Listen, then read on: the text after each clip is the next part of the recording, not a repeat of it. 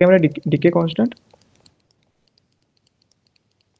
T मैंने तुमको बता दिया ऑलरेडी, ये मेरा हो गया मतलब जो तुम्हारा एज है। And mean life and age में कॉन्फ्यूज मत होना, ठीक है। एक तुम्हारा मीन लाइफ का टर्म आएगा, वो टर्म डिफरेंट है। मीन लाइफ और एज दोनों डिफरेंट टर्म है, ठीक है, उस पर कॉन्फ्यूज मत होना। एंड जो हमारा मेरा लामडा है, लामडा एंड टी हाफ में उसका फॉर्मूला क्या है, उसका बीच में रिलेशन क्या है, इसका जो लामडा होता है वो 0.693 पे टी हाफ होता है। और मेरा T half and mean life में फॉर्मूला उसका रिलेशन क्या है, जो मेरा टी हाफ होता है वो हमारा 0.693 इंटू मीन लाइफ होता है। तो ये फॉर्मूला भी याद रखना, ठीक है। इसके बेसिस में छोटा मोटा क्वेश्चन आ, तो तुम ये चारों अगर फॉर्मूला याद कर लोगे ना, तो तुम्हारा मतलब 95% क्वेश्चन सॉल्व हो जाएगा। तो चलो एक एक क्वेश्चन स्टार्ट करते हैं, पहले बेसिक से करेंगे। So question number 1, find the concentration of parent nuclei after 3 half lifes if the original concentration of parent nuclei is 64 atoms. तो यहाँ पे दिया क्या है कि वो बोला है कि मेरा पैरेंट न्यूक्लियाई का कॉन्सोनेशन 3 हाफ लाइफ के बाद कितना होगा। मतलब वो तुमको बेसिकली एन पूछा है, ठीक है। तो मैं पहले गिवन लिख देता हूँ यहाँ पे। सो यहाँ पे number of half lives given as 3। 3 is the number of half-lives and the original concentration, that is N0 is the original concentration that's given as 64 atoms. So I told you this is the basic formula. This will be used in every question, okay? So N by N0 equal to 1 by 2 to the power N. So यहाँ पे क्या निकालने के लिए बोला, N निकालने के लिए बोला है। So N should be N0 by 2 to the power N, right? So N0 कितना दिया है मेरे को यहाँ पे, 64 by 2 to the power 3। तो इसको सोल्व करेगा तो 64 बाई 8 हो जाएगा, तो तुम्हारा आंसर हो जाएगा 8, ठीक है। जस्ट वेट, 1 मिनट बस वेट करो।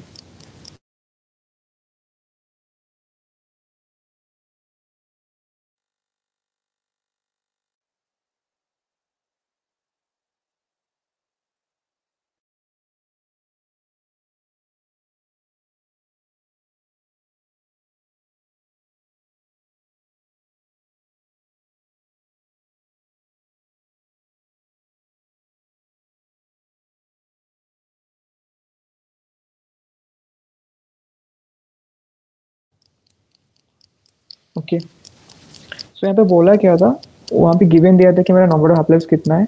इन उसका पेरेंट मतलब पेरेंट का ओरिजिनल कॉन्सेंट्रेशन दिया था मेरा N0, वो मेरे को एन निकालने के लिए बोला था, तो फॉर्मूला यूज़ कर दिया, ये निकल गया मेरा 8, ठीक है। तो ये वाला फॉर्मूला याद रखना, N by N0 equal to 1 by 2 3 by N, ठीक है। So let's move to the next question. If the decay constant of an isotope is 2.5 into 10 to the power minus 12 your inverse, then the mean life will be dash billion year। तो तुम direct decay constant से mean life नहीं निकाल सकते, ठीक है। तो तुमको पहले टी आफ निकालना पड़ेगा लैम्डा से, फिर टी आफ से तुमको मीन लाइफ निकल जाएगा। तो गिवन क्या क्या दिया है, बस मुझे यहाँ पे लैम्डा का वैल्यू गिवन दिया है। So the decay constant is given us 2.5 into 10 to the power minus 12 your inverse। So what is the relation between t half and lambda? So we know that t half equal to 0.693 by lambda, right? So 0.693 by 2.5 into 10 to the power minus 12 year inverse. So it will divide that, it will come around 0.2772 into 10 to the power 12 year, okay.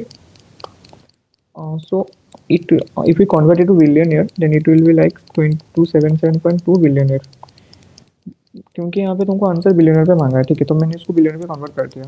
So what is the relationship between T half and mean life? So your T half is basically 0.693 in mean life, and remember that the mean life and the age of the rocks, they both are different, okay, don't confuse between them two। So your half life मैंने निकाल दिया, जो कि मेरा 277.2 billion है। तो यहाँ से मिल लाइफ मेरा आराम से निकल जाएगा। तो मेरा मिल लाइफ कितना हो जाएगा, mean life equals to T half by, that is your 277.2 billion year by 0.693। So it will be around 400 billion year, okay, 400 billion year।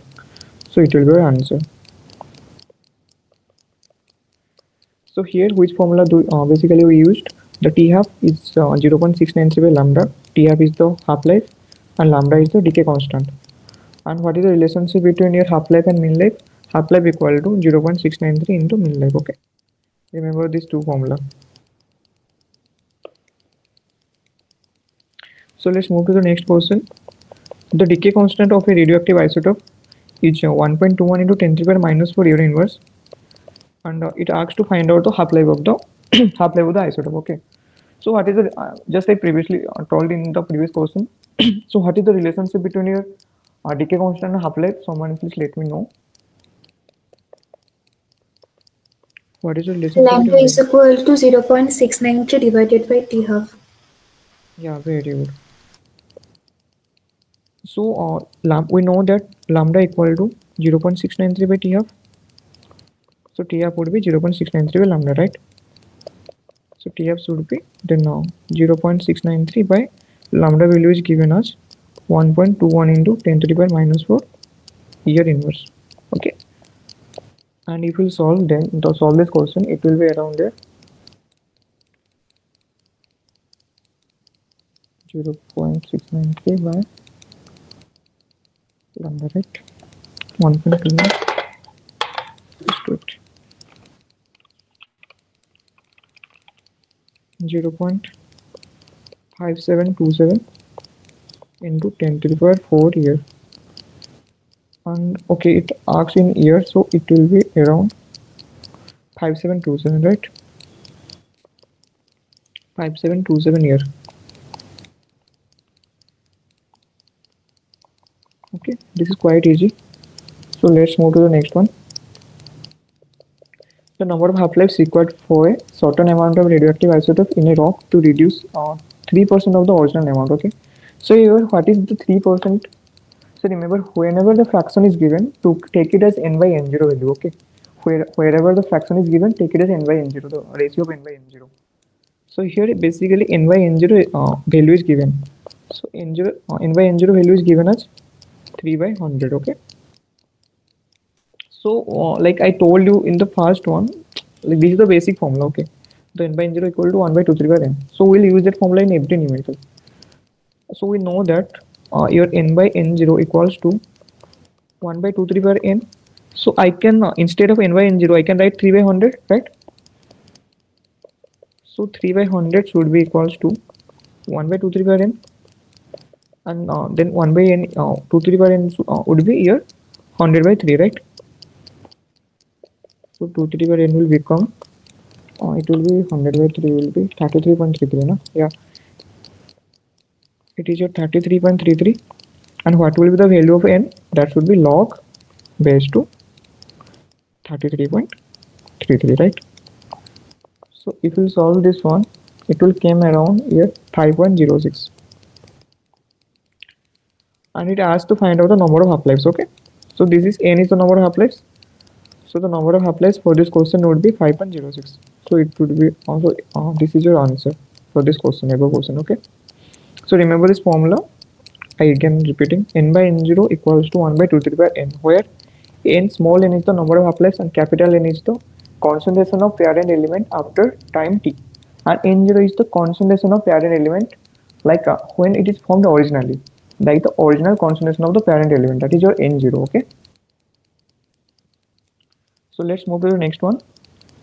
The fraction of a radioactive nuclide remaining up to 10 half-lives. Okay, here number of half-lives are given and they asked to find out the fraction. Here the fraction was given and they asked to find out the number of half-lives, but here the number of half-lives is given and they want to calculate the fraction here. Okay, so how to do this? We'll use the same formula here. Okay, so given your n is given as small n is given as 10, that is number of half-lives. We know that n is small n is the number of half-lives, and we just need to find out the n by n0 value. Okay, so we know that here n by n0 equal to 1 by 2 3 per n,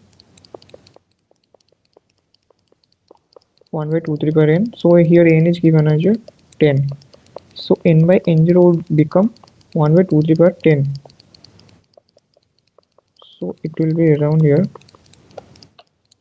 1 by 2 to the power 10. Okay, so it will came around 0.0 0.00976. Okay, so this will be your answer. So this will be a fraction, the fraction of radioactive nuclide which is remaining up to 10 half lives. Okay, so this will be your answer. So let's move to the next one.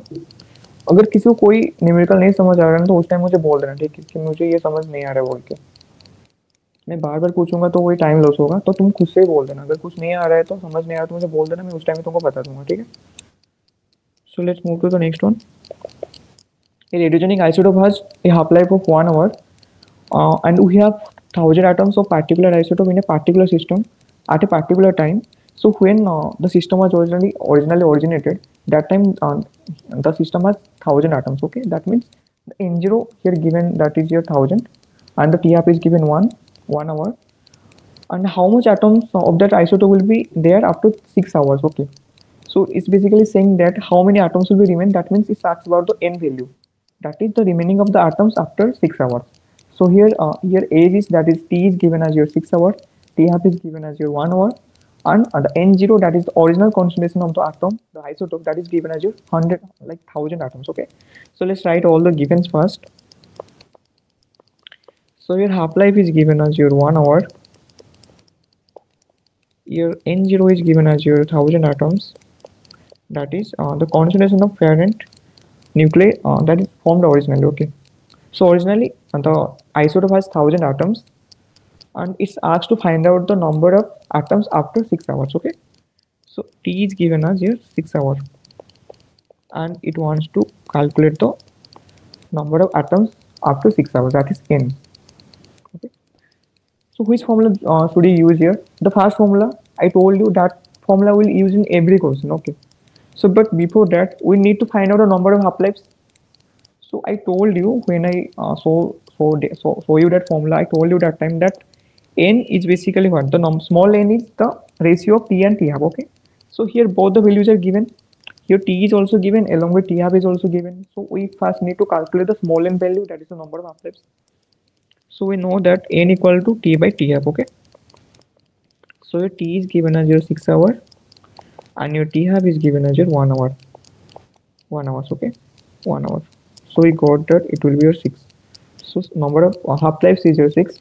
So now we will put the formula, that is n by n0 equals to 1 by 235 n. So here n0 is given, and we calculate the small n value. Now we can easily calculate the capital N value, that is the like remaining atoms after 6 hours. Okay, so n will be, n0 value is given as 1000 divided by 2 to the power 6, right? So 1000 by 2 to the power 6 is basically what, 64. So your answer will be, that is 15.625 atoms. Okay, so like after 6 hours this much atom will remain, that is 15.625 atoms. Okay, this much atom will remain after 6 hours. Okay, so let's move to the next question. A soil sample shows an average beta count of 6.8 counts per minute per gram of organic carbon. The carbon 14 counted from organic carbon of a present day vegetation is 15.26 cpm by gram. So the age of the sample is dash years. Okay, so here it wants to calculate the t value, that is the age of the sample, and here the half life is also given, and the n by and n and n0 the values are also given. Okay, so let's write all the things first. So here n0, just wait. Yeah, so here n0 value is given, that is your original concentration is given as 15.26 cpm by gram, and your n is given as your 6.8 cpm by gram, right? And your t half is given as 5370. Actually the half life of carbon is 5730, but I don't know why in this question they given us 5370. It's 5370 here. And remember that the like carbon is used as like dating the Holocene rock, recent rocks. This is basically used in dating the recent rocks. Okay, and which basically dating method is used for carbon, like your Zircon dating, if someone know, please let me know. For zircon dating, which method is basically used? Hello? If somebody know, then answer please. Which method is used for dating zircon and potteries? For potteries, that is your potassium argon method, okay. For zircon, that is your uranium lead, right? Why are you not answering here? If the class is too boring, you are not like communicating. Whatever I'm asking, no one is literally not replying. You are okay. It's up to you. So your N and N0 values are also given along with the TR value is given. So it wants to calculate the T value. Okay. So let's put the formula first. Let's we need to calculate the small n value first. Then we know that small n is the T by T half. Then T half is given. So we'll ultimately found the T value. Okay. So we know that your n by n0 equals to 1 by 2 to the power n. So your n is given as 6.8, n0 is given as 15.26, 1 by 2 to the power n. So 2 to the power n will become 15.26 divided by 6.8. So it will come around here.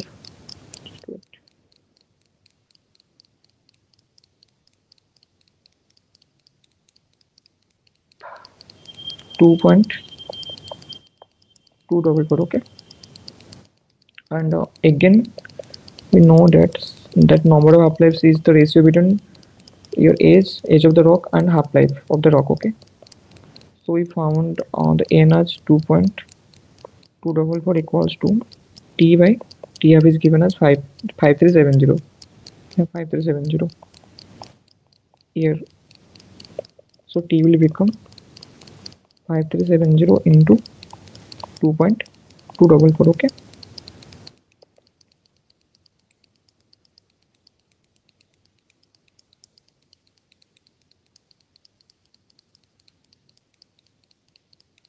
Hey,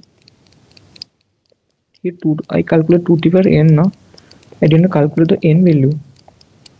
N value should be log base to 2.244. And you are not saying anyone is not telling me the mistake.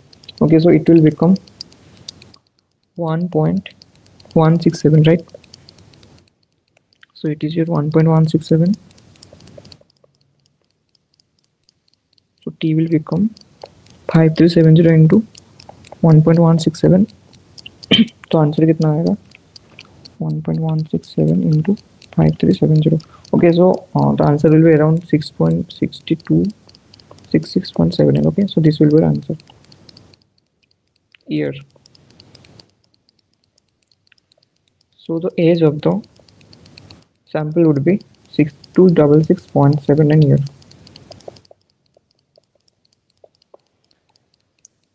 Okay, so let's move to the next one.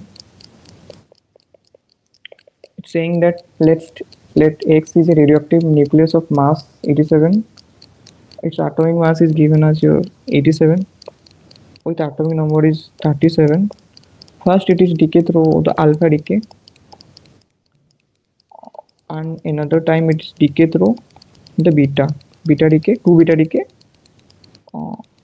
After this, so there is an electron capture decay. So after there is electron capture decay again, electron capture decay, Z then A.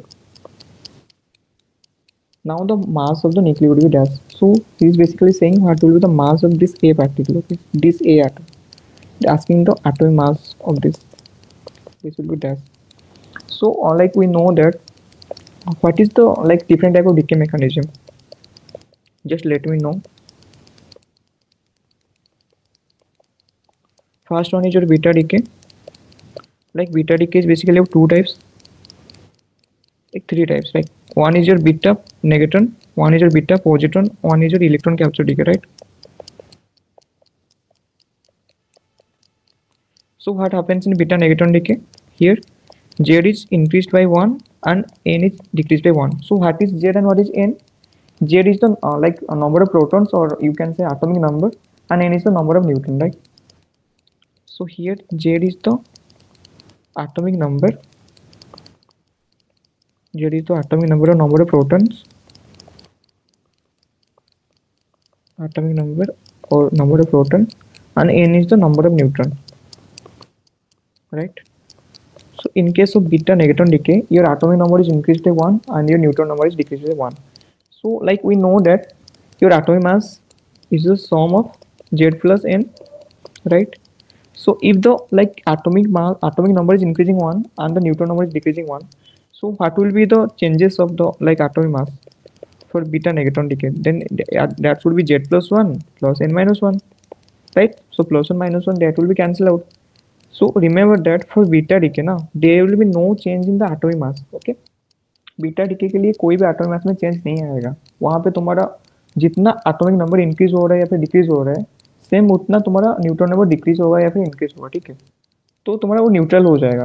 तो beta decay case में तुम्हारा मतलब atomic mass कभी decrease नहीं होगा या फिर कुछ भी इंक्रीज नहीं होगा. ठीक है, फिर atomic number sorry atomic mass decrease या फिर इंक्रीज नहीं होगा.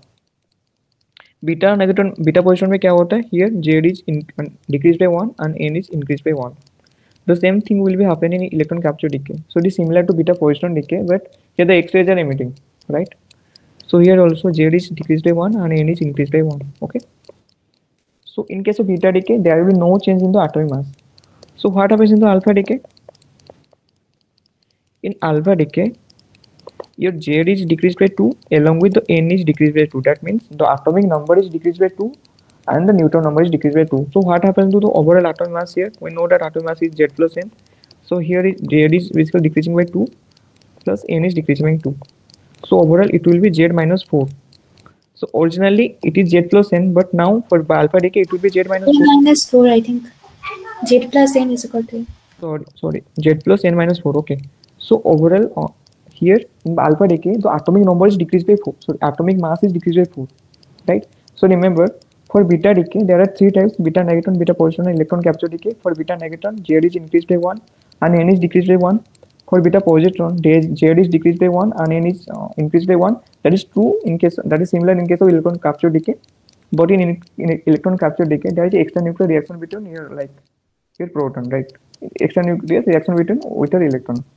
And in electron capture decay, basically the X-rays are emitting, right? That is some important point for your electron capture decay. So here in case of beta decay, there is no change in case of your atomic mass. Atomic mass will not be changing. Okay, only the atomic number and the neutron number will change. But the atomic mass will not change in case of beta decay. But if you are considering the alpha decay, here the Z is decreasing by 2 along with the N is decreasing by 2 and overall atomic mass will be decreasing by 4. Remember?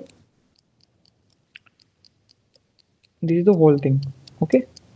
So here like what is saying, at first the X is basically radioactive nucleus and it is basically decaying with alpha decay. It is first decaying with alpha decay, going through alpha decay. So whenever it will go through alpha decay, so what will be the changes in the atomic mass?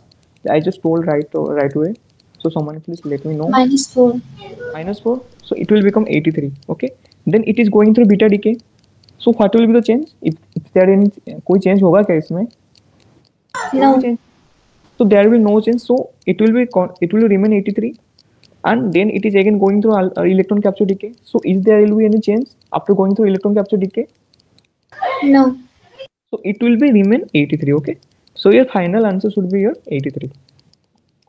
So remember all these things what I told you, that in case of beta decay there will be no change in the atomic mass, but if you are considering the alpha decay, that is the atomic mass is decreasing by 4. Okay. So 83 will be your answer. So let's move to the next one. Okay. 83, right? Just do it. Yeah. So the number of alpha particles emitted to produce daughter isotope of 206 Pb from a parent isotope of 283 uranium 283, and actually uranium is basically decaying to uranium 238 is the parent element which is decaying to your lead 206. Okay, so this is your parent and this is your daughter element, and it is saying means जब ये DK हो रहा है तब basically मेरा alpha particle कितना emit हो रहा है, ठीक है। So there are two formula for alpha particles. So number of alpha particles, for number of alpha particles the formula is difference in mass number by 4, means that is difference in atomic mass by 4, difference in atomic mass by 4, difference in that is A by 4. A means atomic mass or your mass number, you can say, okay, that is 4. And what is the formula of number of beta particles? So the number of beta particles will be 2 alpha minus difference in atomic number. Sorry, 2 alpha minus difference in atomic number, that is Z, right? Whenever I am using this term Z and A, remember that A is the atomic mass, or you can say this is your mass number. J is the atomic number or number of proton, or number of proton, and N is your number of neutron, right? Number of neutron. I already told you that is the A atomic mass is the, that is summation of atomic number and number of neutron, okay? So A would be here Z plus N, okay? So here it wants to calculate number of alpha particles emitted. I told you that this is the formula is basically difference in atom mass by 4. So here for uranium the atom mass is 238, for lead the atom mass is 206. So what will be the number of alpha particles? That will be here 238 minus 206 divided by 4, okay? So it will be 32 by 4, yeah, so it will be 8. So number of alpha particles emitted during the decaying of your lead 206 from uranium 238 will be 8. So remember the formula, that is for emission of alpha particles the formula is difference in mass number by 4. For beta particles the formula is 2 alpha minus difference in atomic number, right? So let's move to the next one. Okay, so the sum of alpha and beta particles emitted when uranium decays to lead. Okay, here the atomic number is also given and it wants to calculate the sum of alpha and beta particles. Okay, alpha plus beta. So we know both the formula. So let's calculate alpha and beta, then we will basically sum them. Okay, we'll basically add them. So what will be the number of alpha particles here? Alpha would be 238 minus 206 divided by 4. That will be 32 by 4. It will be 8. And what will be number of beta particles here? Beta will be, please someone tell me what is the formula of beta particles, for number of beta particles. Alpha particle minus difference in atomic number. Yeah, very good. 2 alpha minus difference in atomic number, that's it Z, right? 2 alpha means 16 minus difference in Z means here for uranium the Z is 92, for lead the Z is 82, right? That is a number of proton, or you can say atomic number.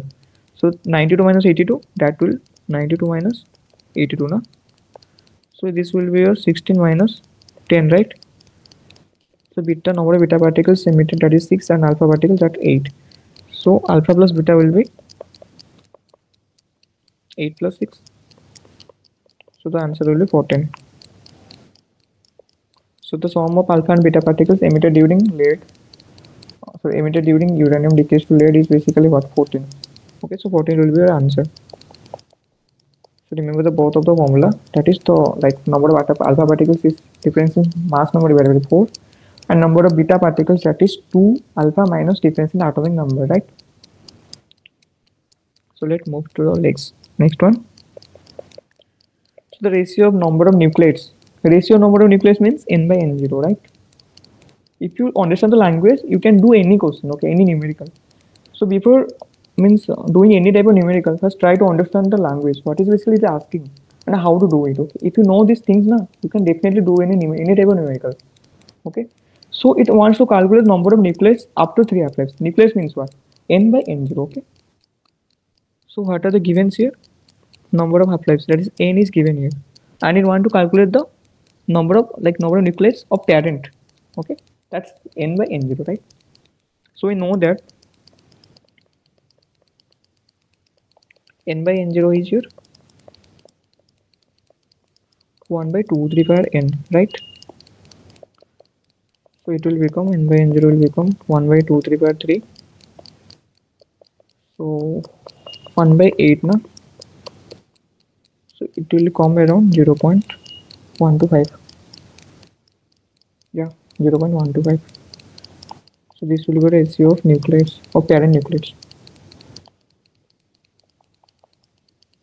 Okay. So wherever they asking the ratio, just like here it is asking the ratio of nucleides present after the number of parent nucleid. Okay. So sometimes they ask the ratio of parent to daughter nucleid. So that time you need to calculate n by d. So like read the question first. What is basically asking? Okay. So the let's move to the next one. If the activity of a radioactive mineral falls from 8 counts per second to 500 counts per second in 80 minutes, then what will be the half-life of the mineral in minutes? Okay. So what are the givens here? It is basically falling from 800 to 500, right? So here n0 is basically 800 and n is basically 500 after 80 minutes. So t is here 80 minutes,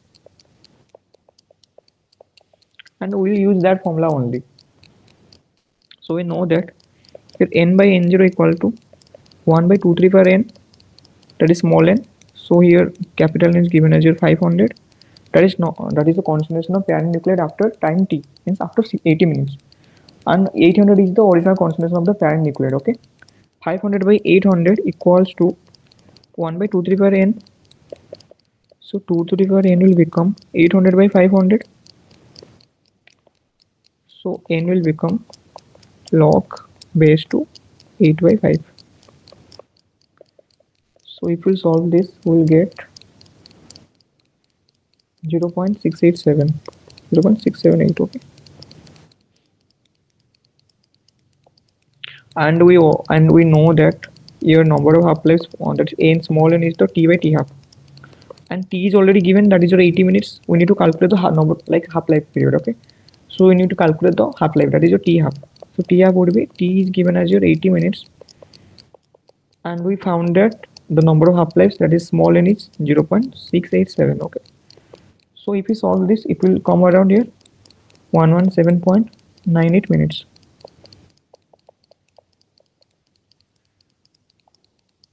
So after 80 minutes, the half life of the mineral would be here 117.98 minutes. Okay, so this is your answer. And I told you before, this formula will be used in 90% questions. Okay, and these questions are not so hard. If you know how to use this formula, you will do every question in radioactivity and geochemistry. Okay, so next पे चलते हैं. So the ratio of number of daughter nucleides to number of parent nucleides, okay, up to decay of 3 half-life. So it asks to find out the ratio of daughter nucleides to the number of parent nucleides after 3 half-lives. That means it asking to find out the ratio of d by n. D is basically like concentration of daughter nucleide after t time t, and n is the concentration of like parent nucleide after time t. So it basically asking the ratio of these two, that is d by n. And what is given here? The n is given here, that is small n is given, that is number of half-life is given, that is 3. So we know the the legendary formula, that is what? N by n0 equal to 1 by 2 to the power n. So here n by n0 will become 1 by 2 to the power 3, that is here. Okay, I'm directly writing. Okay, so n by n0 will become 1 by 8. So it will, I can write it as n0 equal to 8n. Okay, and there is also relationship that d equals to n0 minus n. Okay, this is a relationship between these three. Remember this one also. Okay, and here if we found out that d n0 is 8n, so 8n minus n, so this would be your 7n. So it wants to calculate the ratio between d and n, na? That is d by n. Okay, so d by n will become 7 then. So this will be your answer.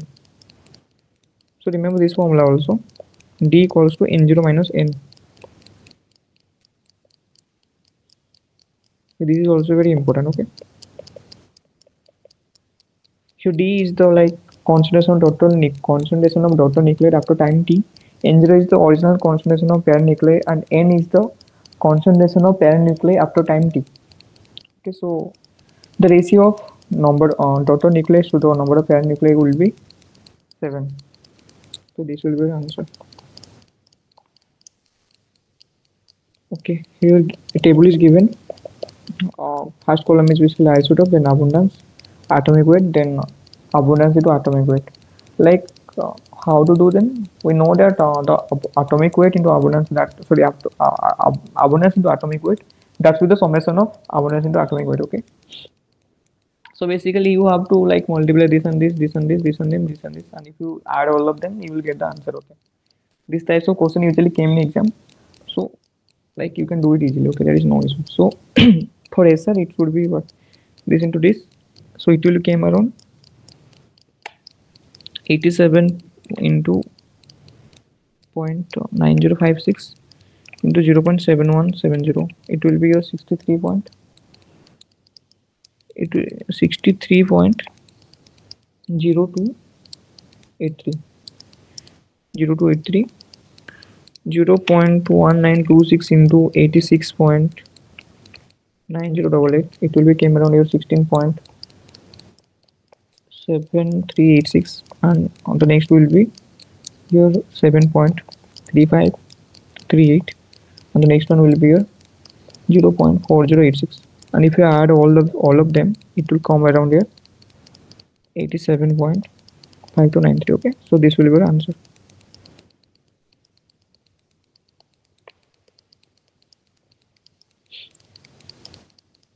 Okay, let's move to the next one. If the RP ester isochron formed by a root of Gabbro samples has a slope of 0.0265, the slope is given, that is 0.0265. Then calculate the age of the Gabbro in million years. Okay, so slope is given, on it want to calculate the age of the Gabbro, that is it want to calculate the t value, and the lambda value, that is decay constant value, is given here. So let's write all the given first. So here slope, that is m, is given as 0.0265, and the decay constant alpha is given as 1.42 into 10 to the power minus 11 year inverse. So what is the relationship between slope and lambda? We know that slope is equals to e to the power lambda t minus 1. Okay, this is the formula of slope, and slope is basically tan theta. If sometimes they sometimes ask the theta value also. Okay, so slope is equal to e to the power lambda t minus 1. Slope is given, the lambda is given, so we need to calculate t value only. So let's find out what will be the t value. So slope is given as 0.0265 equals to e to the power, that's lambda is 1.42, 10 to the power minus 11 year inverse minus, okay, into t minus 1. Okay, if minus 1 goes to another side, it will become okay, 1 e to the, okay, e to the power 1.42 into 10 to the power minus 11 into t will become here 1.0265, right? So if e goes to another side, then it will become 1.42 into 10 to the power minus 11 into t equals to log e. You can write log e or and ln, they both are same. Log base e and ln, they both are same. Okay, so ln 1.0265. So t will be become ln 1.0265 divided by 1.42 into 10 to the power minus 11, right? So ln 1.0265 value will be came around here 0.026154 divided by 1.42 into, if 10 to the power minus 11 goes to outside, then that will be 10 to the power 11 here. So the answer will come around 0.08141 into 10 to the power 11 here, and here किस पे मांगा है, ये million पे मांगा है ना, so we have to calculate in 10 to the power 6. So 1 2 3 4 5, Okay, it's not 180.01841. Okay, 1 2 3 4 5. Okay, so it will be around here 1841 million here. Okay, so this will be your answer. So what the new formula we got, that is your m equals to e to the power lambda t minus 1, where m is your slope, or you can consider it as tan theta, lambda is your decay constant, and t is your, that is age, or you can say anything. Okay, and you can also write tan theta equals to e to the power lambda t minus 1, so theta will be tan inverse e to the power lambda t minus 1. Sometimes they ask the value of theta, so also remember this formula. Okay, tan theta also e to the power lambda t minus 1, and m equal to e to the power lambda t minus 1. Okay, so let's move to the next one. The fraction of sodium atoms remaining after decay interval of 5 hours. So time period was 5 hours. There's a, and what it will be dash, no? The fraction. What do you mean by fraction? Let me know. I basically solved 2 to 3 questions on fraction. So what is basically the fraction? What is basically meaning? So Manu, please let me know what the fraction is n by basically. n0. Yeah, that is basically implying n by n0. Okay. So here t is given as your 5 hours, and t half is given as your 15 hours. So how to solve this one? Hmm? Anyone?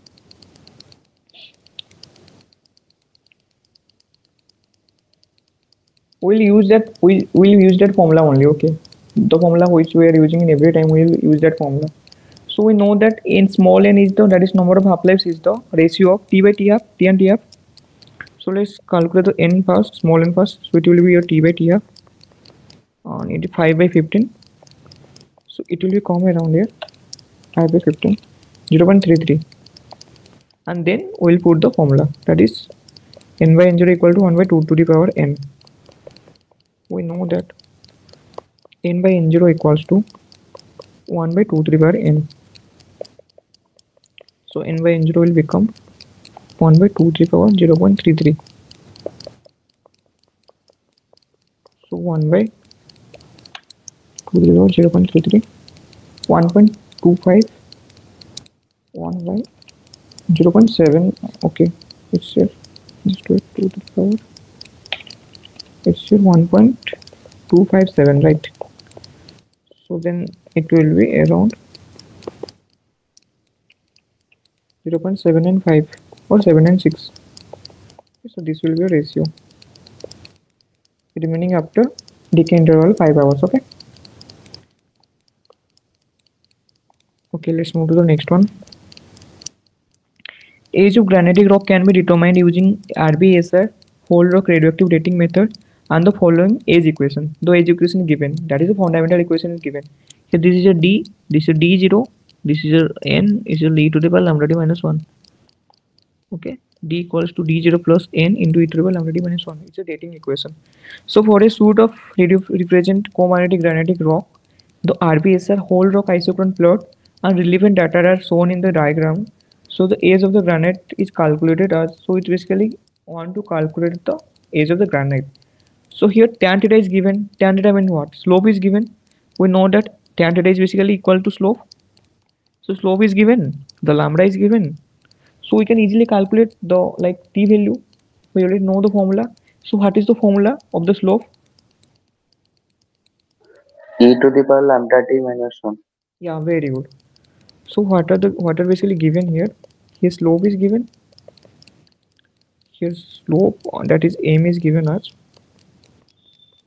0.014301, along with the lambda value is given as 1.42 into 10 to the power minus 11 year inverse. Okay, so we know that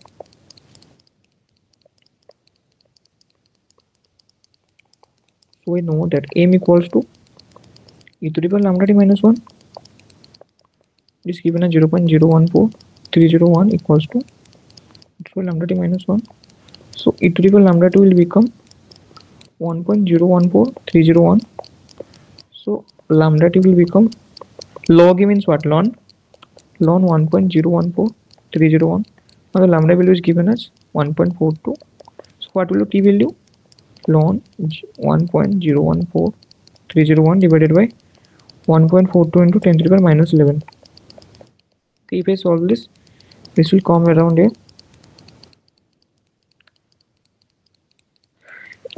0.99 into 10 to the power 9 here. So that will imply to 0.99 billionaire. Okay, so here the question wants to calculate in billionaire na, so तुम्हारा answer इतना होगा 0.99 or you can also write 1. Okay, so but it is asking to write in 1 decimal na, so the proper answer will be 0.9. That will be the correct answer. Okay, so remember that formula. Slope equals to e to the power lambda t minus 1.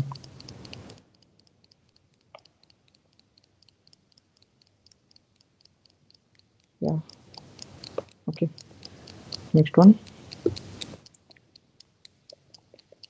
The ND by ND and SM by ND ratio of a rock are 0.516 and 0.389 respectively. The rock evolved as a closed system. As per exact parent-daughter relationship equation, the ND by ND ratio of the rock 4.6 into 10 to the power years ago was dash.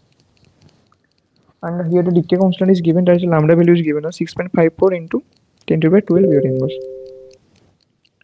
So what is the fundamental formula for the radioactivity? So Manoj, let me know. That's your D equals to D0. Yeah.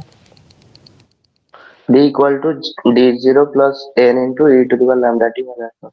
Yeah, this is the fundamental equation, right? So we know that if you study regarding the SMND system, then you will know that SM is basically like decaying to ND. Here SM is the parent element and ND is the daughter element, right? So here SM will be, we can call it as N and ND will be here D. So if you put this value in the formula, then what means if you put the SM and ND in the formula, then what will be like it? It will be something like D means what? ND equals to D0 means what?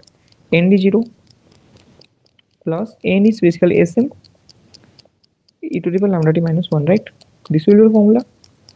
And if we it will basically take a ratio, so like ND by ND and your ND by ND and the SM by ND. Okay, so that will be around your ND by ND equals to ND by ND 0 equal plus SM by ND e to the power lambda t minus 1. Okay, so this will be something around that, but you don't need to mug up this formula. You just need to remember this one only, that is D equal to D0 plus E into lambda t minus 1. And after that, just wait. And after that, after remembering this formula, remember that which is the parent element and which is the daughter element. For SM in the system, SM is the parent element and ND is the daughter element. For rubidium strontium system, rubidium is the parent element and strontium is the daughter element. For rhenium osmium system, rhenium is the parent element and osmium is the daughter element. So remember all the dating. You don't need to remember the formula of their ratios, but you need to remember the fundamental formula and which is the parent element and which is the daughter element. Okay, if you know these things, you will easily do this kinds of numerical. Okay, these are usually coming in every exam year. So try to remember these two tricks. First, remember this fundamental unit, and next, remember which is the parent element and which is the daughter element. That's all. If you learn these two, you can easily do this type of question. Okay. So now we know that SM is the parent element and ND is the daughter element. Okay. So here ND by ND is given us. That means ND by ND value is given as here 0.516. Let's write all the given first. And here SM by ND value is given as 0.389, and it wants to calculate the, that is your D0 value. D0 means your ND by ND0 value. Okay, it wants to calculate this value. So we know the formula as D equal to D0 into ND into e to the lambda t minus 1. So instead of D, we can write here ND by ND equals to ND by ND 0 plus e to the power n is basically what, Sn by ND into e to the power lambda t minus 1, right? So ND by ND value is given as 0.516 equals to, it wants to calculate this value ND by ND0 value, because it's saying that what is the ND by ND ratio of the rock 4 into 10 to the power 9 years ago, means it wants to calculate the original, okay, that is D0, original concentration of dotted element. Okay, so that will be your ND by ND0. So they want to calculate this value. Sm by ND value is given as your 0.389, and e to the power lambda value is given as your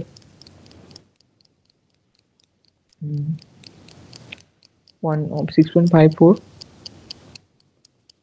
into 10 to the power minus 12 multiplied into t is given as 4.6 into 10 to the power 9, okay, minus 1. So we need to solve this one first, and this we need to solve this one for this portion first. Okay, so first like try to multiply this t and lambda. So 6.54 into 4.6, it will be your 30.084, and 10 to the power minus 12 and 10 to the power 9, that will be 10 to the power minus 3, or 10 to the power minus 3, it will be 0.03. okay, so 0.030, we need to find out the value of e to the power 0.030, right? Yes, it 6.5654 into 4.6 divided by 10 to the power 3 into, okay, e to the power that one 1.030. okay, we got this value was 1.0305. okay, so now we need to like minus it from 1, so that will be around 0.030. so 1.0305 minus 1, that is your 0.030, so is overall term is become 0.03054. now we need to multiply this into this. So if we multiply this 2, it will come around into 0.389, 0.4008. okay, this is a 0.4008. so what will the ND by ND0 value? That will be minus 5.6. it is here. I will do it step by step, so that will be easy for you. Okay, otherwise you will got confused.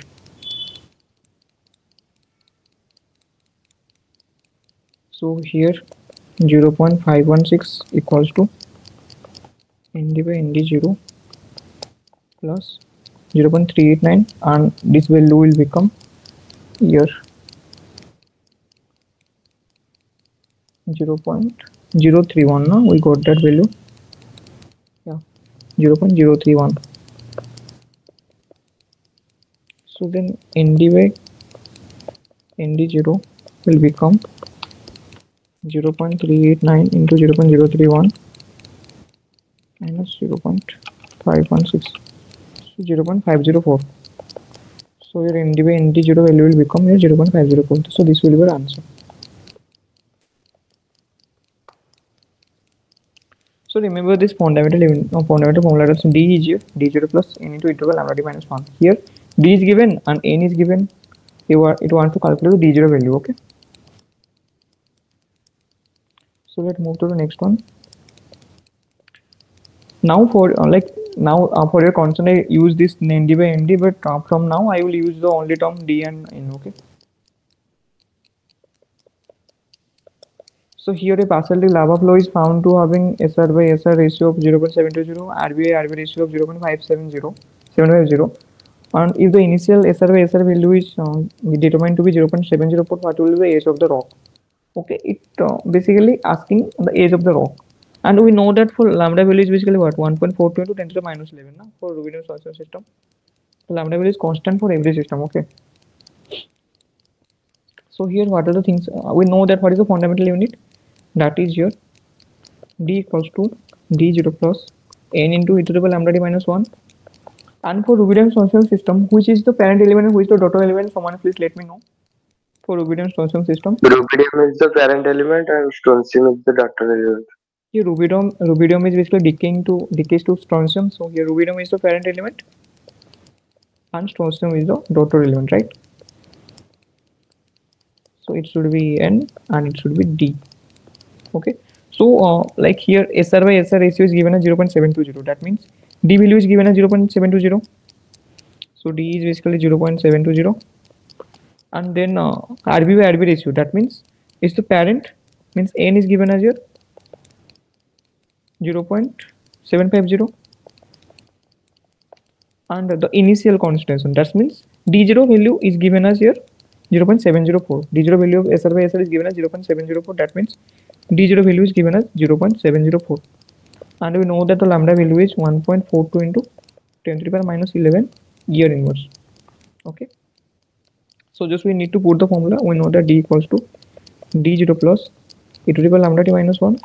So D is given as 0.720 equals to D0 is given as 0.704 plus e to the power lambda is given as your 1.42 into 10 to the power minus 11. T is given as T. We need to calculate the T value, T minus 1, right? So okay, we don't know. Okay, let it be now for e to the power lambda t minus 1. So let everything to the another side. So e to the power lambda t minus 1 will become 0.720 minus 0.705, 0.720 minus 0.704. It will become your 0.016. So e to the power lambda t will become 1.016. Lambda t will become ln 1.016. So what's the value of t here? T equals to ln 1.016 divided by lambda. For Rubidon solution system, the lambda solution system, the decay constant will be your 1.42 into 10 to the power minus 11 year inverse. Okay. So ln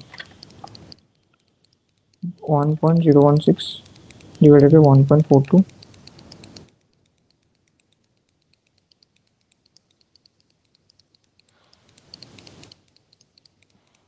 Am I doing it right?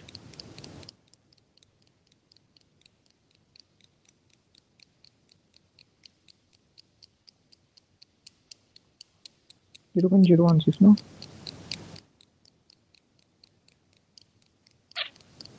A something is wrong.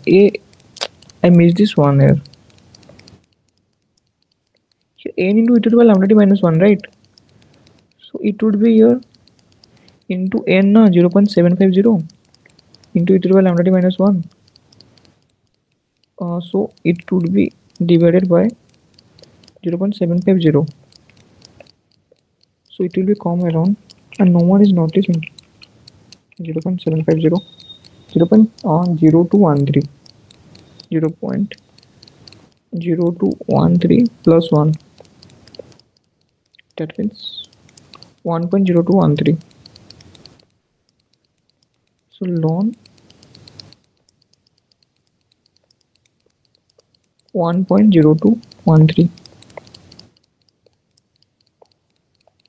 1.0213. Okay. So ln 1.0213 divided by 1.42. Okay. So we got it value as 0.01484 into 10 to the power 11 here. किस पे निकालने के लिए बोला है? 10 to the power 9 पे ना. So दो दो मतलब इधर आ जाएगा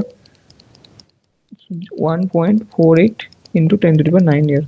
So this will be your answer. 1.48. Okay.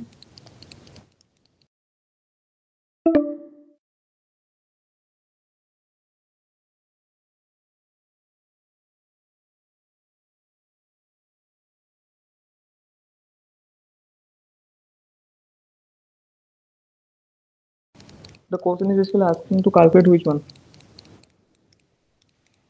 D0 value. D. So we know that that is D equals to D0 plus n into e to the power lambda t minus 1, right? So for rubidium Strontium system, rubidium is the parent element, whereas strontium is the daughter element, right? So it is your parent, that is your N, it is your D. So like let me know what is the D value here. D is your 0.7125 and N is your 0.2 and T is given as 1000 million years. That means 1000 into 10 to the power 6, that means 10 to the power 9 year. 10 to the power 9 year. And lambda is, we know that that's 1.42 into 10 to the power minus 11 year inverse of. So let's put everything in the formula. So D, we know that D equals to D0 plus n into e to the power lambda t minus 1. So D is given as a 0.7125 equals to D0. We need to find out the value of D0, right? D0 plus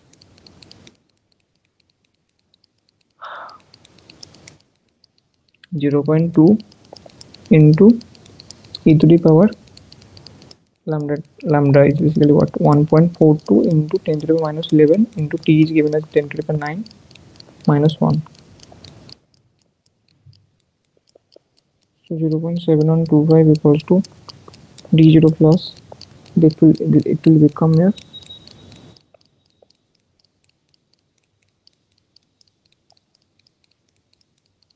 0.2 into something, that is here 0.0029. okay, so D0 will become 0.7125 minus 0.0029. okay, so the answer will be here 0.7096. so this will be a final answer. Okay, this question is similar to the previous question. Okay, there is nothing to do in this, just remember the formula. Okay, let's move to the next one. The oxygen 18/18 of a quartz sample yields the value of 0.0019. The value of del 18 of the quartz sample is dash. So this is from stable isotope. So tell me the three stable isotopes. You know, three stable isotopes which are basically stable in nature. Oxygen is one, that is used in paleo temperature estimation. You know, oxygen isotope is used in paleo temperature estimation. And the another one is your carbon, and another one is sulfur. So these are basically three important your your stable isotopes. Okay, and for groundwater estimation, which is and for groundwater study, which basically method is used, which rating method is used? Just a tritium. Carbon. Yeah, tritium and carbon. Remember that tritium means what? Hydrogen 3, right? Yes, sir. Hydrogen 3 and tritium and carbon is used for groundwater dating. Okay, so remember that also. And oxygen 18 by 16 is used as paleo temperature estimation. So here give what are the things are given here? Here oxygen 18 by 16 value is given, sample value is given. Okay, sample value is given as 0.0019 and the standard value is also given, that is V small value is given as 0.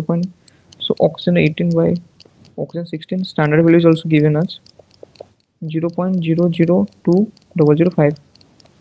So what is the relationship between this formula, that is del and your sample and standard?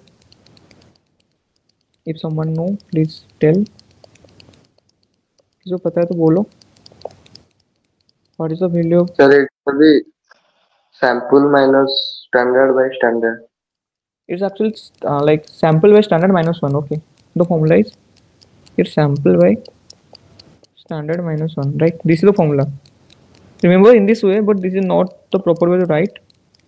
This is your oxygen 18 by oxygen 16 sample divided by oxygen 18 by oxygen 16 standard minus 1, and we need to calculate it in parts per thousand. Okay, so we will multiply like if we're getting any answer, we need to calculate in percentage, then we usually multiply it 100, right?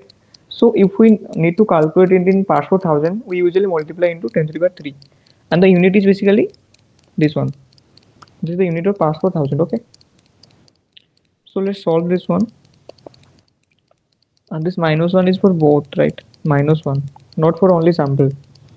So sample value is given as 0.0019, and the V sum that is standard value is given as 0.002005, 0.002005 minus 1 into 10 to the power 3 parts per thousand.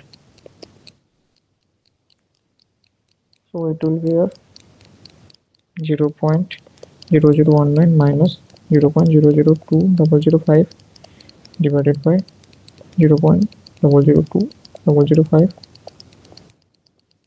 into 10 to the power 3. And if you solve this one, it will come around minus 52.369 parts per thousand. So this will be your answer. Okay, so remember the formula, that is del 18 oxygen is basically sample by standard minus 1 into 10 to the power 3, that is in parts per thousand. Okay, usually it will calculate in parts per thousand. So I'm writing some conversion factors, like you know that one parts per thousand, that means do you know how to like convert percentage to parts per thousand or parts per million or parts per billion? 1% will be how many parts per thousand? So first you need to like normalize it that 1 by 100, and next like तुमको किस पे निकालना है, जैसे parts पर thousand निकालना है तो तुमको 10 to the power 3 मल्टीप्लाई करना पड़ेगा. सो 10 to the power 3 पार्ट्स पर थाउजेंड हो जाएगा, तो बेसिकली क्या हो जाएगा मेरा 10 पीपीटी हो जाएगा. मेरा 1% हो गया 10 पीपीटी, वैसे 1 मेरा परसेंट कितना पार्ट्स पर मिलियन हो जाएगा, 1 by 100 into 10 to the power 6 parts per million. So it will come around your 10 to the power 4 parts per million. So 1% will be how much parts per billion? Someone please tell me.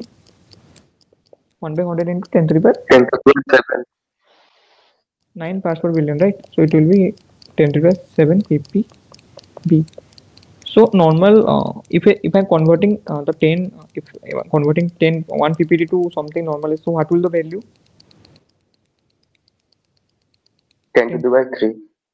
Yeah, 10 to the power 3. You will reverse that one. So remember this. This is also important. Okay, remember this one. And the unit of parts per thousand is this one. The unit of parts per thousand. So let's move to the next one. So the relative enrichment factors, delta values of sulfur isotopes of two sulfide minerals A and B in equilibrium with H2S. Basically, there are two sulfide sulfur isotopes of two sulfide minerals are basically A and B.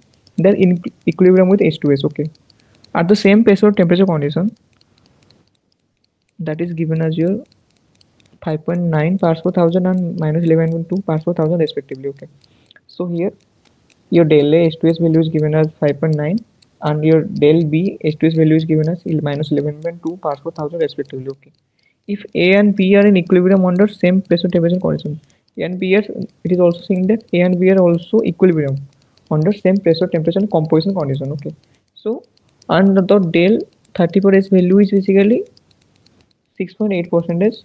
So it wants to calculate the del 34S value for B. So for calculating that, you need to know the what is the formula for enrichment factor. So let's write all the given first, then we'll solve one by one. Okay. So what are the givens are here? For A the value is 5.9%. Okay. So I can write del A H2S, that is del A H2S value is given as your 5.9 parts per thousand, and del B H2S value is given as here minus 11.2 parts per thousand, along with the delta 34 SA value is given as, that is given as your 6.8%. So sorry, parts per thousand. Okay, so we need to calculate the delta 34S p value. So remember that for a, so the formula of enrichment factor would be delta a H2S equals to del 34 S A minus del class for Jimo 34 S H2S. Okay, so this is the formula. So similarly similarly for B, what would be the formula for B? Del B H2S should be, someone please let me know, someone please tell what will be the formula. That's a del 34 SB minus del 34 S H2S. So this will be the formula now. So this is the formula for your enrichment factor. Okay, that is your delta 34 S A minus delta 34 S H2S. And then for B also, that will follow the similar pattern. So here your del A value is given, this value is given, and this del 34S value is given. So from this we can easily calculate this value, and if we put the del 34S value in this question, we can easily calculate the del 34S B value, right? Because del B H2S is also given, and this value is not given and this value is not given. So we need to calculate the del 34S H2S value first. Then if we put this value in the next let's say this is equation 1, this is equation 2. So from equation 1 we need to calculate this value first, the delta 34S H2S, and if you put this value in equation 2, then we will get the your delta 34S B value. Okay, let's do that. So for let's solving the equation 1 first. Okay, equation 1, what is the value of del A H2S? That is your 5.9 parts per 1000 equals to del 34 S. Del 34 S is given as your 6.8 parts per 1000 minus del 34 S H2S. So it will become around 5.9 minus 6.8. It will be minus 0.9 parts per 1000. Okay, now we need to put the value in equation 2.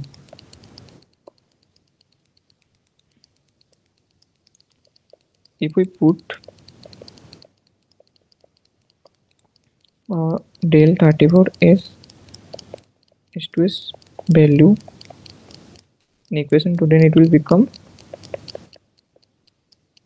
del B H2S is given as your 11 minus 11.2%.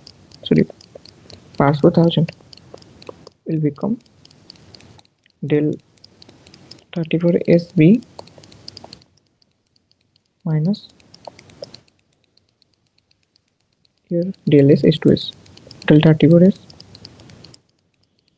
H2S. Okay, so this value del 34 S H2S we already calculated value, so the value is calculated as that 0.9 minus 0.9 na? So minus it will become plus, so plus 0.9 parts per 1000. So what will be the del 34 S B value? It will be here minus 11.2.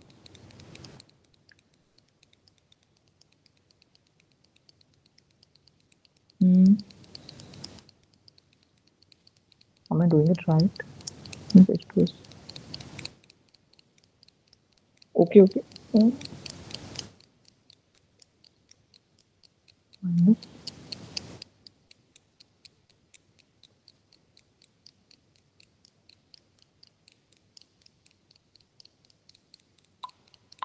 Minus 11.2 equals to P minus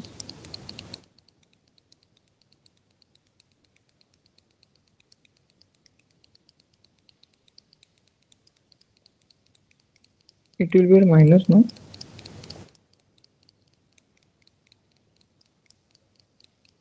Okay, this is a plus 0.69. if this goes to the another side, so this is a 0.9, so it will be minus 0.9. Okay, so if this goes to another side, that will be 0.9. So we'll get this value as 11 minus 11.2 plus 0.9, 10.3. minus 10.3 parts per thousand. Okay, so this will be your answer. So that will be option A. Okay, so option A will be your answer. So remember the formula of this enrichment factor. First, what like we know here the A and B, the both things are given. Okay, there are basically two sulfide minerals A and B. For each mineral, you need to calculate the enrichment factor, and from A we basically calculate the value, that is del 34S H2S, and we put that value in the next one, that is for B, and we will get the value as 0.9. And again we put that value in equation 2 and we got the value delta 34 is 3s minus 10.3 parts per thousand. Okay, so this is your answer. Like this question will be not come in your JAM exam, but go through that, maybe come, it will come, there is no guarantee, right? So let's move to the next one. So here RV decays to SR is saying RV decaying to SR 87 decays to SR 87 with a constant lambda value, that is 1.42 into 10 to the power minus 11 per year. That means lambda is given as 1.42 into 10 to the power minus 11 year inverse. Time of formation, a system contains 8 atoms, means N0 is given as 8 into 10 to the power 4 atoms along with 10 to the power 3 atoms of SR. That means D0 is given as 10 to the power 3. So the number of SR atoms in the system after the end of 4 half-lives. So if I want to calculate the value of D after 4 half-lives, that means TF equals to 4. Okay, not TF equal to 4, number of half-lives is given, that means N equal to 4. So how to do this one? Like we know that D equals to D0 plus N into e to the power lambda t minus 1, right? Lambda is given and we need to calculate T value. What are not given here? T is not given and N is not given. Okay, instead of this everything is given, so we need to calculate the N and T value, right? N value could be calculated from the normal formula, that's N by N0 equal to 1 by 2 to the power N, and T value can be calculated, that is N equal to T by T half. We just need that two formula, right? So let's do this. So first we need to calculate the N value. So we know that here N by N0 equals to 1 by 2 to the power N. N would be N0 is given as 8 into 10 to the power 4 divided by 2 to the power 4. 80,000 divided by 2 to the power 4 means 16. 80,000 by 16, it would be 5,000. So got the N value as 5,000. So what will be the, then we know that again we know that here small n, that is number of half-lives, will be equal to T by T half. So T half is not given, no? Lambda is given, here T half is not given and T is also not given. So we need to calculate the T half value from the lambda first. So we know that T half equal to 0.693 by lambda. So 0.693 divided by 1.42 into 10 to the power minus 11. So it will be around 0.693 divided by 1.42. 48.8 billionaire. 48.8 billionaire. Okay, this is the answer. That means 48.8 into 10 to the power 9 year.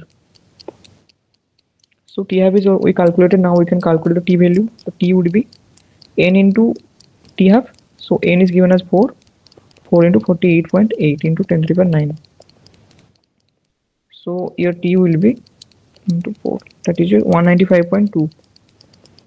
195.21 into 10 to the power 9.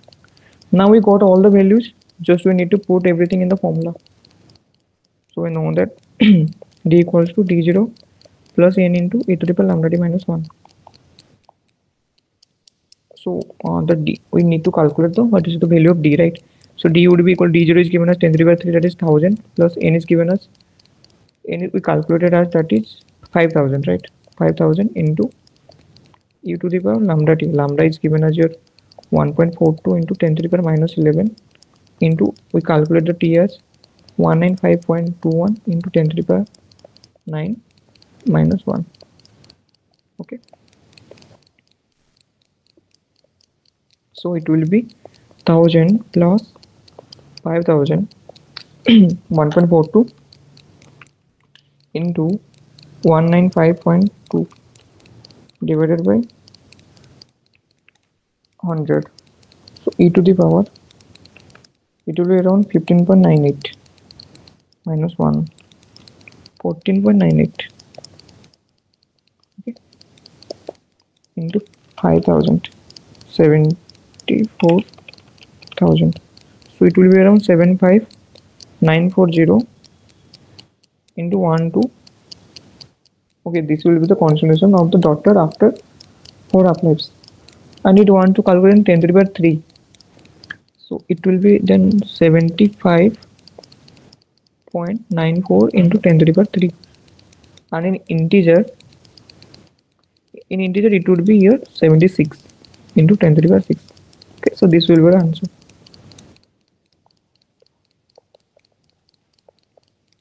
Okay, so here the lambda value is given, n0 is given, n is given. So we first calculate the n value, that is the concentration of parent element after time t, and then we calculate the t half value.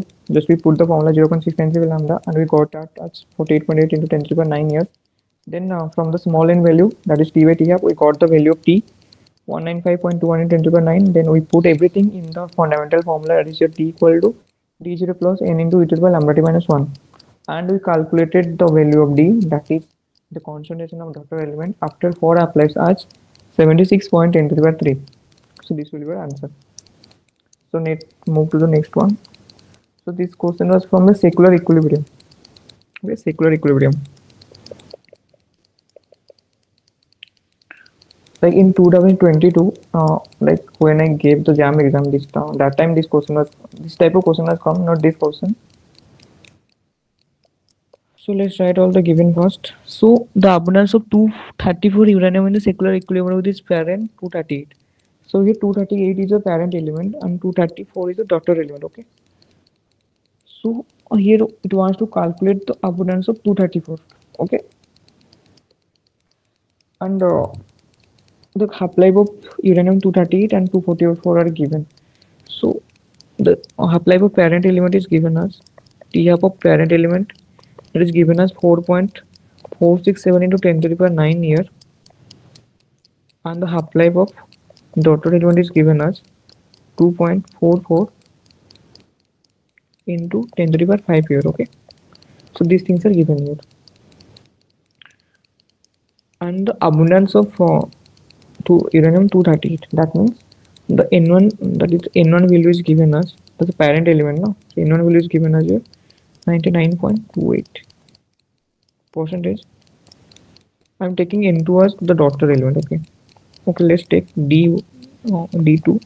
It will be not confused for, so that it will be not confused for you. Okay, not confusing for you. So you want to calculate the d2 value.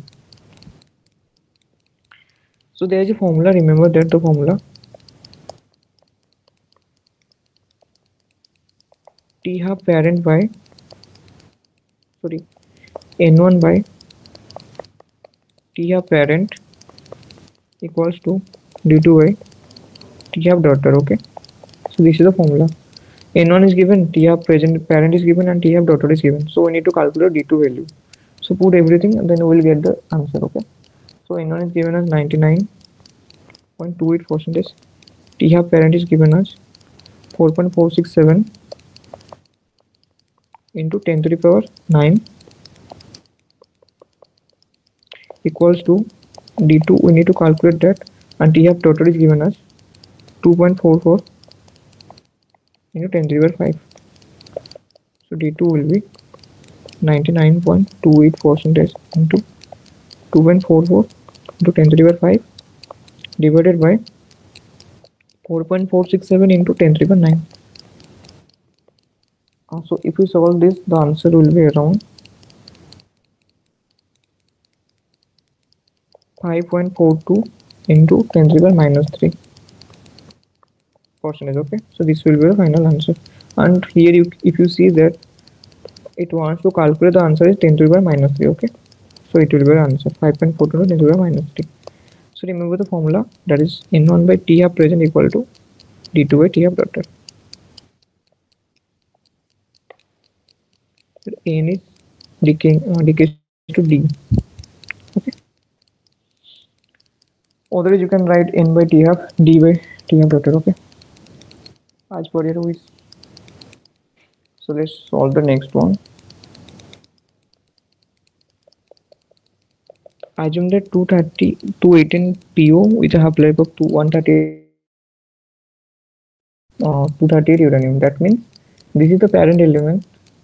Here PO is the parent element and uranium is the daughter element. Okay, whose half-life is 4.5 into 10 to the power 9 years.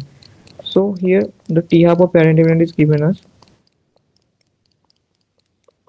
138 days, and the T half of daughter element is given as 4.5 into 10 to the power 9 years. So it is in days, it is in years. So we need to convert the year into days. So it will become 4.5 into 365 into 10 to the power 9 days. So it will become here 1642.5 into 10 to the power 9 days. Okay, and the abundance is basically okay, it wants to calculate the how many grams of P0 will be present each gram of uranium. So it wants to calculate the N1 by D2, means N by D. It wants to calculate the N by D, right? In logarithm of base 10 means log base 10 N by D, right? So we know that what is the formula? We know that the formula is basically T half parent divided by, that is your N by T half daughter divided by your D. Okay, I written the wrong one. N by T half parent equals to D by T half daughter. This is the formula, right? So if D come to this side, so N by D will become T half parent divided by T half daughter. So T half parent is given as 138 days divided by 1642.5 10 to the 9 days.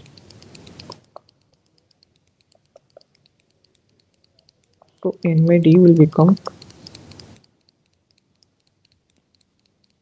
the way we will directly calculate log base 10, N by D will become log 138 by 1642.5 into 10 to the power 9. Okay, 138 divided by 1642.5, and it want to calculate in logarithm, na? 2 decimal places, divided by 1 2 3 4 5 6 7 8 9 log, so it will came around minus 10.07. Okay, so this will be the final answer. So if you are getting any minus in the exam now, then don't write it in plus, because some questions have also negative value. Okay, what I did now, I written 10.07. I thought that there may be some mistake that I got minus, so that's why I put the 10.07 and the answer got wrong in my time. Okay, I'm telling my experience. So don't think that every question have a positive value. Okay, there may be some negative value in the negative answer in any questions. So if you're getting any negative answer now, so don't put the positive one. Also, whatever you are getting, write that one. Okay. So remember the formula of secular equilibrium. Okay, this is the formula of your secular equilibrium. Secular equilibrium. Just do it, and I will drink some water. Equilibrium. Okay.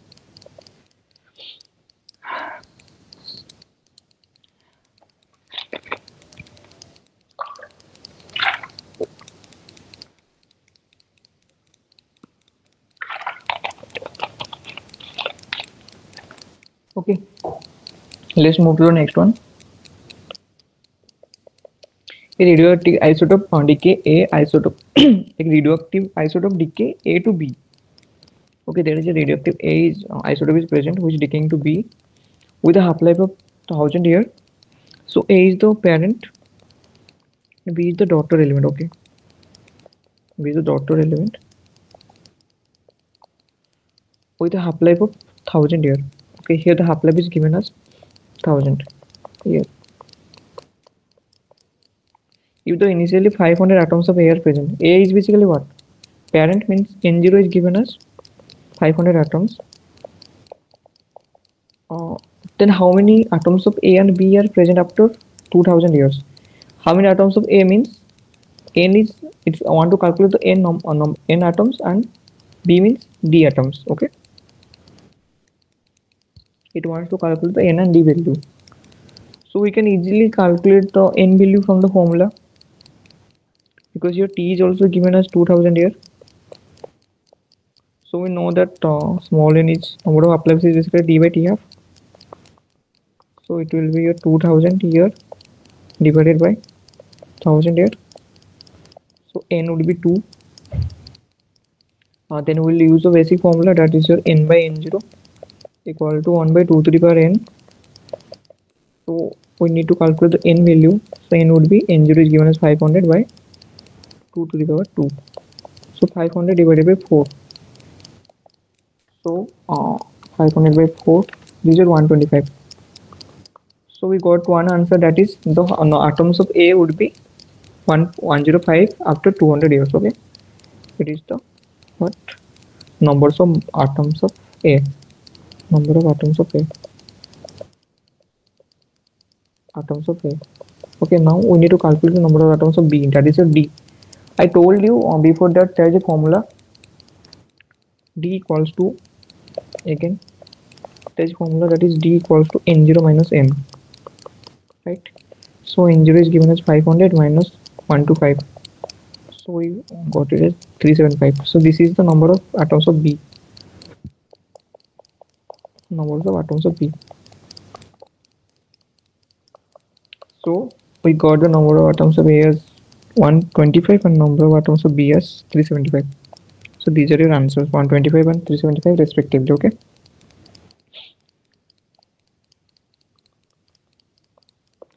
So let's move to the next one. Okay, before going to the KD and mobile phase, I will tell you some things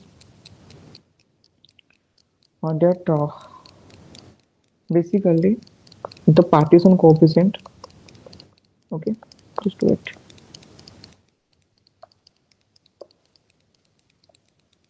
The partition coefficient is also known as distribution coefficient. Okay,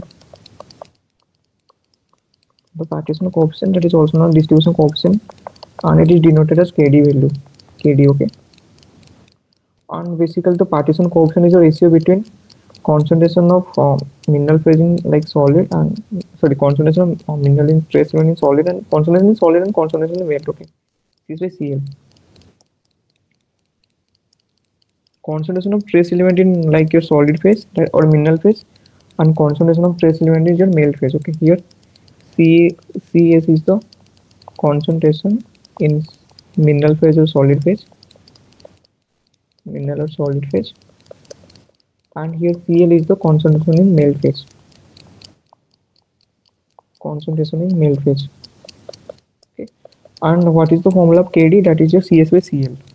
So if anything, if the concentration is given in solid state and melt phase given, you just need to find out the ratio between them and you will get the Kd value. Okay, so once you get the Kd value, there is a value. Okay, if the value is greater than 1, then that is basically compatible in nature.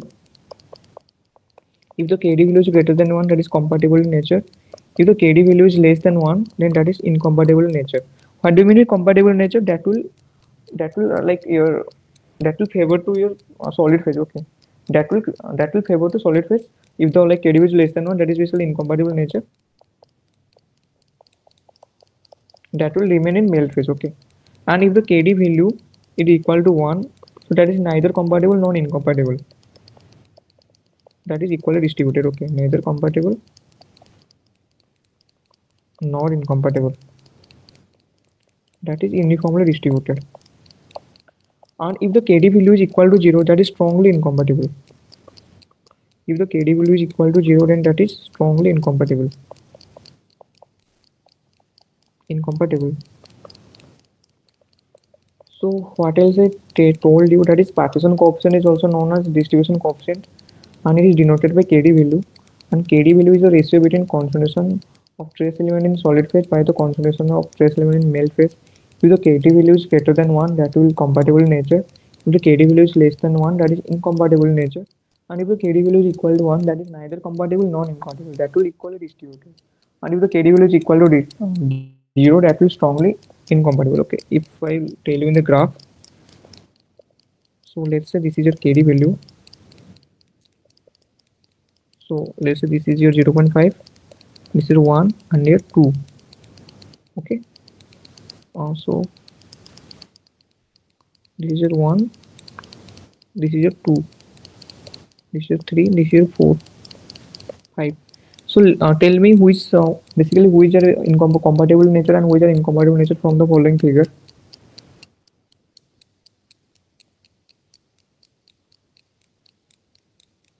The y-axis is denoting the KD value. Hello. Basically 1 and 2 having KD value greater than 1, na? So this should be compatible in nature. And these 3 and 5, these are value having less than 1, so this would be incompatible in nature. And 4 is neither compatible nor incompatible. Okay. So there is another concept, that is bulk distribution coefficient. Bulk, and it is calculated for rock. So what is the formula of bulk distribution coefficient? So it is denoted by D. So D would be summation of KDI xi. KD is the distribution coefficient or partition coefficient. Xi is the like concentration or abundance, whatever you can say. So this is the basic thing. Okay, so let's move to the questions. The concentration of solute in the mobile phase. So here mobile phase means melt phase. So here Cl is given as 5 ppm, Cas is given as 7 ppm, and it want to calculate the partition coefficient at KD value. So what is the formula of KD value? Someone should let me know. What is the formula? Tell me of KD value. CS by CL. That's a CS by CL, right? So CS is given as your 7 ppm by 5 ppm. So the answer will be here 7 by 5. So it will be 1.4. So answer will be 1.4. Okay. So it is compatible in nature because the value is greater than 1. So it is compatible.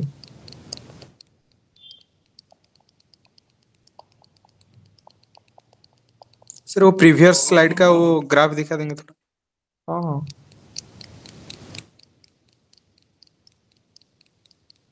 क्या लिख रहे हो क्या? Please sir.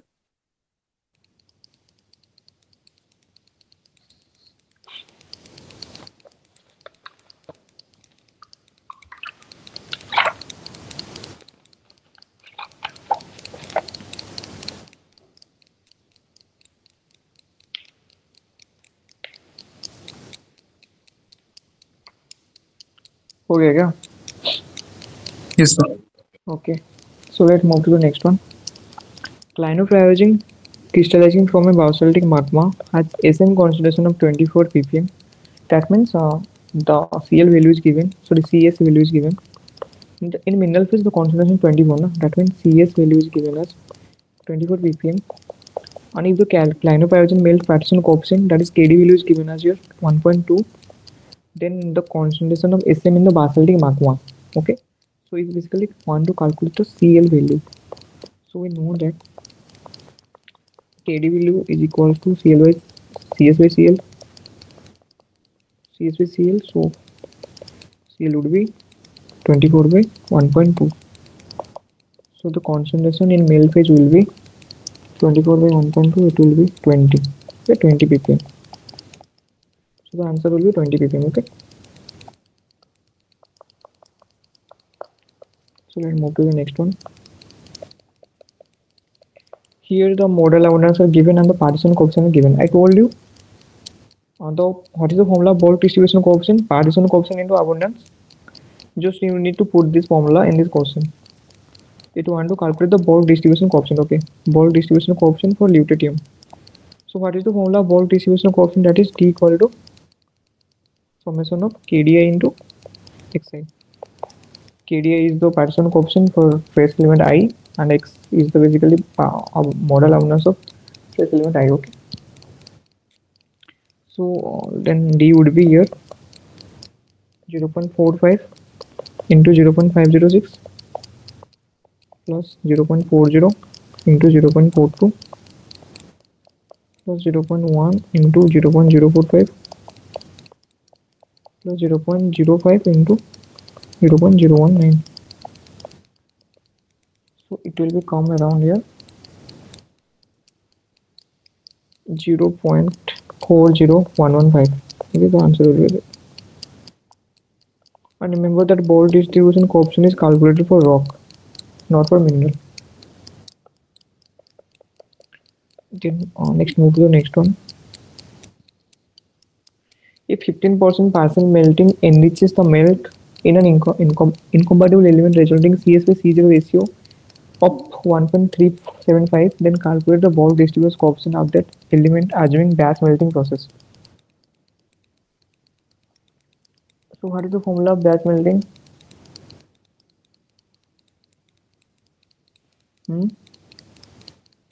Okay, I'm telling you, but after that you need to tell me. Okay, this is what I'm writing. So let's write all the given first. So here CL/C0 is given. Actually CL/C0 is also known as enrichment factor for on this like partial and bulk distribution coefficient. Okay, that is given as 1.375, and here partial melting, that is 15% partial melting, that means F is given as your 15%, that's 0.15, and it wants to calculate the D value. So for batch melting or equilibrium melting, the formula is CL/C0 equals to 1 by D plus F into 1 minus D. Okay, this is the formula. So CS/C0 is given as 1.375 equals to 1 by D. It want to calculate D value, D plus 0.15 minus 1 minus D.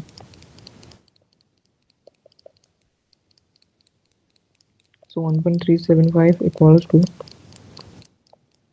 1 by D plus 0.15 minus 0.15 D. So if I solve this one, 1.169 D plus 0.206 equals to 1. So 1.169 D should be 1 minus 0.206. So D should be 1 minus 0.2206 divided by 0.794 divided by 1.169. Now D would be 0.68. Okay, so this is the bulk distribution coefficient for this question. So this is the formula for your batch melting. CL/C0 equals to 1 by D plus F into 1 minus D. Here F is your partial melt, that's your partial melt. D is your bulk distribution coefficient. CL is your concentration is melt phase, that is in melt phase. C0 is the concentration in solid phase, and D is your bulk distribution coefficient. Bulk distribution coefficient, and F is your partial melt. Okay, that's a 0.15. So we got the D value as 0.68. So let's move to the next one. A hypothetical garnet periodite contain 60% of olivine, orthopyroxene, okay, 60% of olivine, 25% of orthopyroxene, 10% of cyanopyroxene, and 5% of garnet undergoes 10% batch melting. Okay, so here F is given as your 10%, that's it, 0.1. Okay, and described by formula is given where F is the degree of melting and D is the ball distribution coefficient. We discussed this previously. So ratio of C in the melt to the original rock will be dash. So it wants to calculate the CL by C0 value. Okay. So before calculating everything, we need. So what is the formula of basically batch melting? I told you before. That's your CL by C0 equals to 1 by D plus F into 1 minus D, right? This is the formula for batch melting. So what the things are missing here? It wants to calculate the CL by C0 value. Okay. So we need the CL by C0 value. F is given. We need to calculate the D value. So but here D is not given. Here the KD values are given, and the abundances are given. So how to find out the like ball distribution coefficient if the KD value and the abundances are given? Someone please tell me how to calculate. I already told you the formula. That's D equal to summation of KDI into XI, right? So let's write the what are mineral phases are present here. So here mineral phases are basically what? Olivine, orthopyrogen and clinopyrogen. Olivine, orthopyrogen and clinopyrogen, and garnet also. Garnet, and then abundances, and then KD value, then D value. Okay, then the overall D value. So for olivine, the abundance is what? 60% means 0.6, 0.6, 0.25, 0.1, 0.25, 0.1, and it's a 0.05. What is the KD value respectively? That's 0.001, 0.003, 0.10, 0.0110, and 0.02. Okay.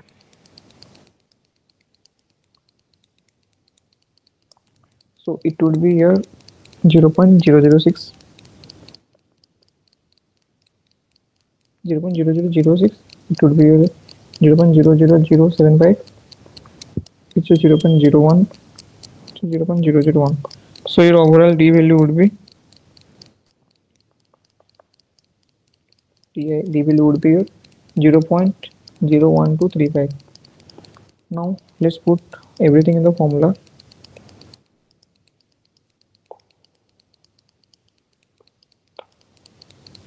Let's do it.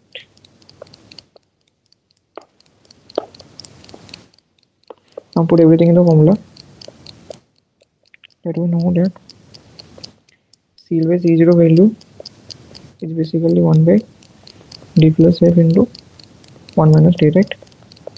So 1 by D is given, D we calculated as 0.01235 plus F is given as 0.10 minus into 1 minus 0.01235.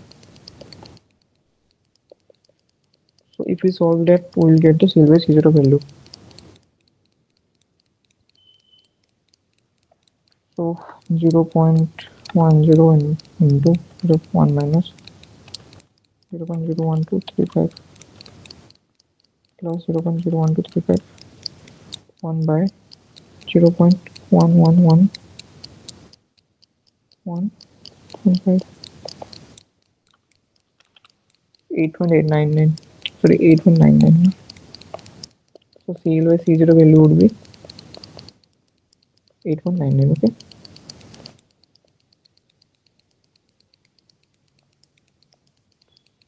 So this will be your answer. It has to calculate the ratio of C male to the original rock. Now that means C by the original male. That's C0. That's the mineral male phase. Sorry, mineral phase. Concentration in liquid phase divided by concentration in mineral phase.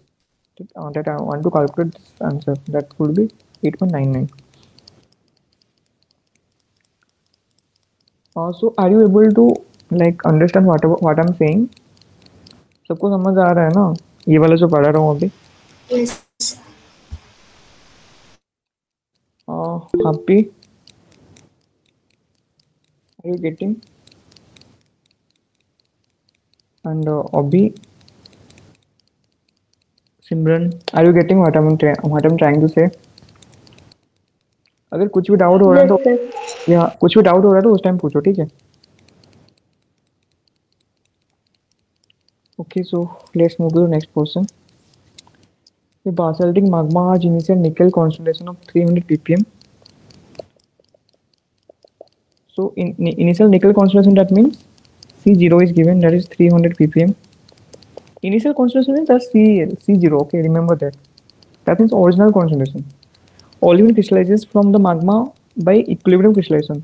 There is two stages. Okay, first it is going through equilibrium crystallization, case 1, or it will going through fractional crystallization, case 2. There are two cases are given.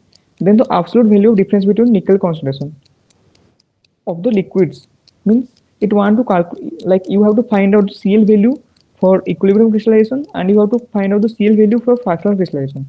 Then you have to like difference them. Then you get the absolute value of the difference. Okay. And here like F is given us. Here 25% crystallization is occurring. That means what is the like partial melt here? It is a crystallization value.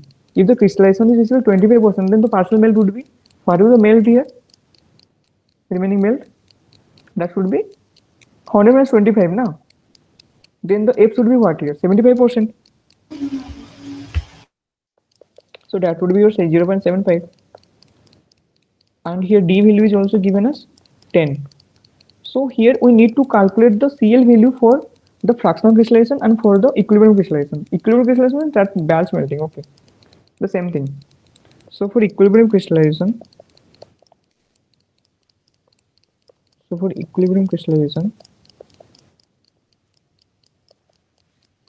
the formula is, this is case 1. Okay, CL by C0 equals to 1 by D plus F into 1 minus T. So C0 is given, so we need to calculate C value. So CL equals to 300 ppm divided by 10 into 0.75, 10 plus 0.75, 1 minus 10. Okay, so if we solve this, it would be around here 92.30. Okay, then we need to calculate that for fractional crystallization also. So for fractional crystallization,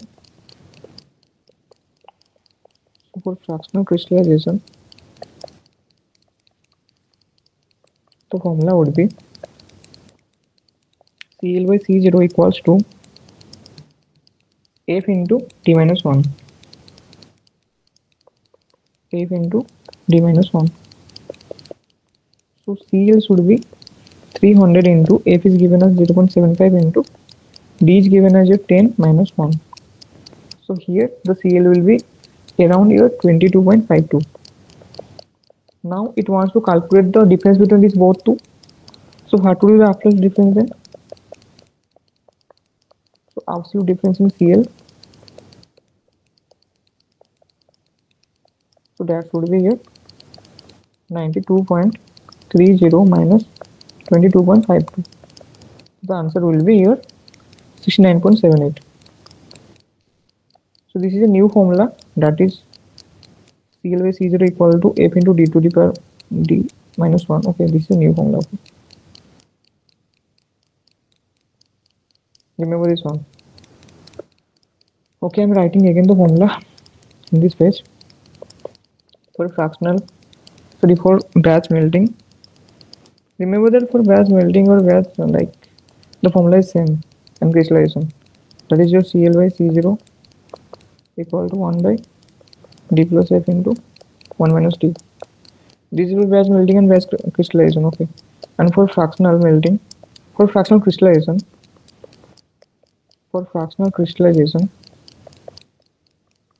the formula is CL by C0 equal to F into D to the power minus 1. And for fractional melting,